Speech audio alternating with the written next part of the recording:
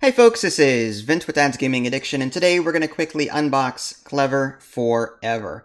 This is a game that just came in the mail today out of nowhere, along with That's Pretty Clever Kids. But there was no email, no press kit, no note. I have no idea who this came from. It was published, I believe, by Stronghold Games and developed by Schmidt. So they typically never send me stuff, so I'm kind of baffled. So whoever you are, thank you, but I wish you would have given me a heads up. Hey, we're sending you this. Anyway, this game supports 1 to 4 players. It's for ages 14 and up, and the average play time is 30 minutes. A quick look at the box stuff. Here's the pad. As you can see, it's very different than the That's Pretty Clever game that I've covered before. For those of you tuning in for the first time, the Clever game series is pretty much the same thing no matter what game you get. Roll dice and check off boxes and try and earn a bunch of points. And certain boxes that you check off will score you points. Some will activate abilities, let you cross off other things. Things can chain out of control crazily, which is what you want. You want to try and cross off as much as possible, most efficiently as possible. But the active player will roll dice and pick dice, and then the passive players get to pick one of those dice. And I'll explain that later, but yeah, that's the gist of it. No matter what game you play of the Clever series, that's what you're doing. You're rolling dice and you're crossing stuff off, so it's a roll and write. The games that I have covered in this series before was That's Pretty Clever. That's like the first one. And then there's Twice as Clever, which I've never played before. And then, I don't know if there's any more after that, but then there's Clever Forever, and then the kids version sitting behind me here. So, I may unbox that in a separate video, just to show you what's in there. But, yeah, there's this many sheets. I mean, there's quite a bit. I guess that's better. Yeah, there's quite a bit. And it looks like the score pad is on the reverse side there. Okay. So, don't despair if you want to see the sheets in more detail. Behind my face at the moment is a fan-made one that I found on Board Game Geek, and I'll show you that in a minute. The rulebook is here, and it is roughly 11 pages. And on the back is a solo mode. I was just glancing at it, and it's very similar to the solo mode in That's So Clever, or That's Pretty Clever, in that you act as the active player and the passive player, and you get to cross off boxes, and you're trying to get a high score, typically. The different dice in this game, you've got blue, gray, white, yellow, green, and pink. So there's that, and what else? One pencil. One pencil, literally one pencil. I can go to Walmart and pick more up. I'm just saying one pencil. It's expecting a little bit more than one pencil.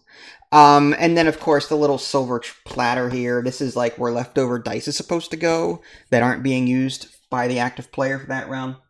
All right, so I'm going to shrink myself. And again, keep in mind, this is a fan-made sheet that I found on Board Game Geek. It looks... I haven't used it.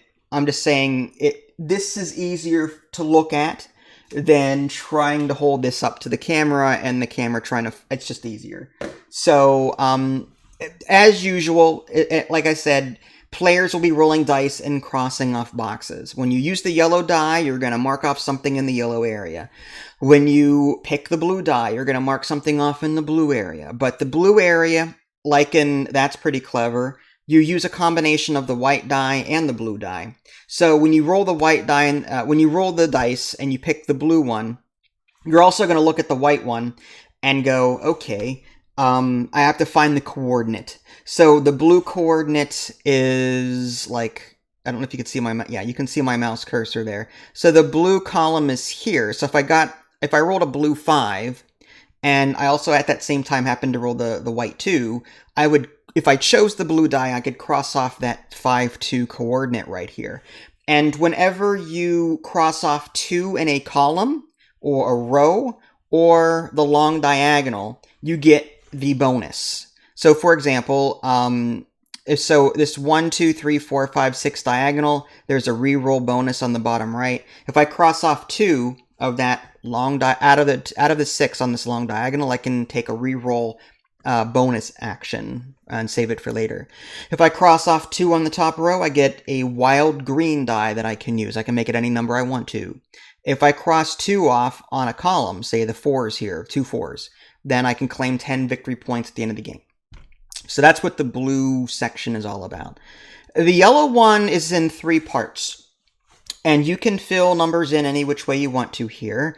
The top row does not score you points at all. It acts like the purple row in the original Clever game, where you have to go from low to high. So if you put a 1 in the first box, you need a 2 or higher in the second, and then a 3 or higher in the third. You know, it doesn't have to be an exact sequential order, but if you put a 6 in the very first one, you can't put any more numbers on that top row.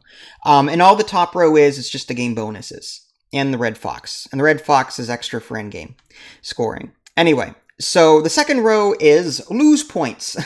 Yeah, you lose points on the second row. You're going to sum up the numbers on the second row and give yourself that many negative points at the end of the game, but you get some cool bonuses there, like rerolls and a free pink die of any number that you want, that kind of thing. And then the bottom row is the same. There's no like special bonuses here, but you add up these values, and whatever they are, you get that many points at the end of the game. In addition, for every column that you completely fill out, you also get some bonus on the very bottom. So I have not meted this. I've not even played it yet. So I don't know what the right strategy is here, but suffice it to say, 3 different rows, different rewards, and also rewards for diversifying among various columns. The gray one, I think, is the most confusing out of all of them. And the gray one, whenever you roll the gray die, you pick a shade. It's either going to be white, gray, or black, or I guess dark gray. And you start with it's not apparent on this fan-made sheet, but there's supposed to be a red outline in the upper left, where the 1 is supposed to, like right below the 1, where that silver platter bonus is. And then there's supposed to be a red outline where the T block is. You start on the left. You start on the very left is what that comes out to be. And you're supposed to fill in an entire shade of color. You pick a shade of color and you fill it in, and you go from left to right. And it has to be adjacent to an existing one. But what you fill in, like if you rolled a gray 3, that wouldn't be high enough to fill in these 4 blocks of the light gray here. I could fill in this one with no change because that's a separate entity, but I would not be able to fill in this here. Now, if I rolled a gray 5, I can use that gray 5 to then fill in these 4 T-block shades here. And then on a future turn, I am now adjacent to the black ones here and the 5 white group here. If I rolled a 5 white or a 6 white, I could cross off all of those. You can't partially cross off an entire section. You have to fill it in completely by either spending exactly or overpaying on the dice value. And as you can see, you get bonuses by going left to right. And for every column that you complete, you get the bonus in gray on the top here, which is good. And filling in all of the white colors or all of the light gray or all the dark gray shades, those will give you a fox, depending on how many you do. Okay, the green one, think of the green one as 2 rows. Whenever you take the green die, you can either you start from left to right, you can pick the bottom row or the top row. And so there's space for 2 numbers here on the first square. If I put the number in the bottom, then I get the bonus. If I put it on the top, then that is nothing really. It just contributes toward victory points.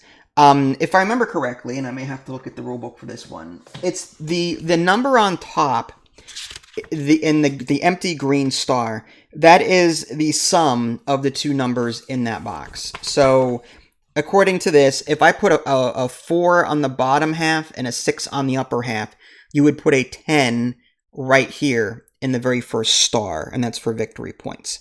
So you'll be able to go from left to right among these 2 rows and get bonuses if you put the number on the bottom, and then, on the very top, you're going to get more. Now, it looks like that times 2 applies for the entire total. So, for example, according to the rulebook I'm looking at, if I put a 3 on the bottom and a 4 on the top, that's 7 total. Times 2 is 14. That would be worth 14 points at the end of the game. Okay, so that's interesting. And then lastly, the pink one, it all depends on what numbers you put here. You're going to go from left to right. If you put a 1 here in any of these boxes, it's no effect. Nothing happens at all.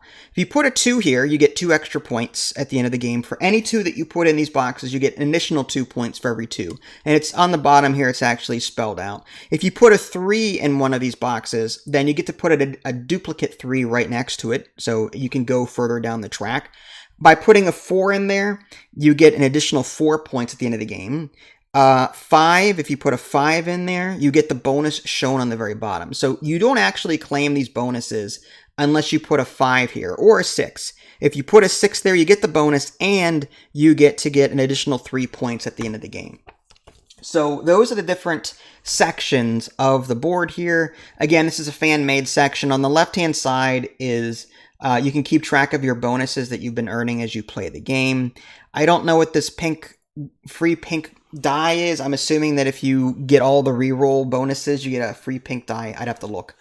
But yeah, like from an unboxing standpoint, it's fine. It looks very similar to Clever.